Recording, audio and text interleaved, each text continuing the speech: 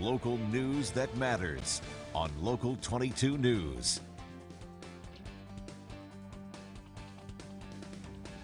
At this place in history, we're in Springfield with Executive Director of the Vermont Historical Society, Steve Perkins. Now, Steve, we visited the American Precision Museum a couple of years ago, but we're back talking about the Precision Valley and innovation once more. We are indeed, and we're going to touch on really kind of one of the big movers and shakers in creating the Precision Valley, which, I mean, it was the Silicon Valley of its time right here in Vermont. So who is this person? James Hartness. I think everyone could read this Right. over our shoulder. So he's always talked about as James Hartness, governor of Vermont. I mean, his career encompassed so many other things, and he was really this Renaissance man when it came to kind of mechanical engineering. He wasn't born in Vermont. He was born in Schenectady, grew up in Ohio, worked in Massachusetts in the kind of machine tool industry down there, but then kind of early in his career ended up moving here to Springfield. Hartness made his fortune by inventing a lot of these tools, especially the flat turret lathe.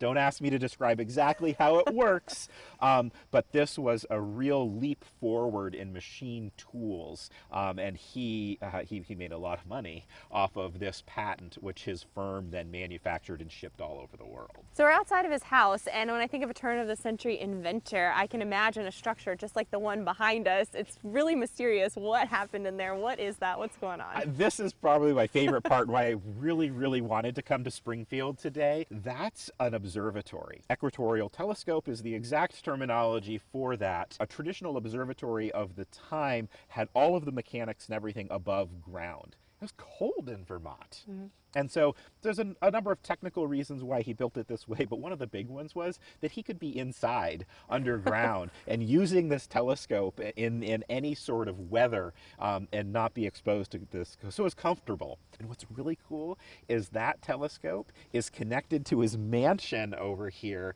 by a series of underground rooms and tunnels. Okay, let's see. I'm keeping tabs here. We have machinery or manufacturing. We have astronomy. You mentioned politics. Can we talk about that? We can absolutely talk about politics. So he ran for and won election as the Vermont governor. He only served one term, a two-year term. He ran on the idea that Vermonters, too many Vermonters were leaving the state. Sound familiar? Yes. And that the jobs that industry would bring, as well as good transportation, good roads, airports, airplanes, would all lift the state up. And so that's what he ran on. Anything else we can add to his resume? Well, we talked about airplanes. He felt that the roads in Vermont needed to be improved, but even more so, he said the future is in aviation.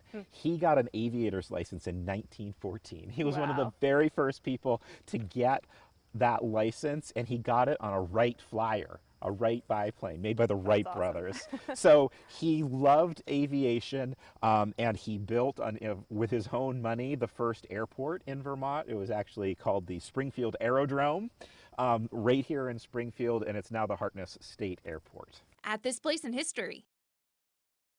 Local news that matters on Local 22 News.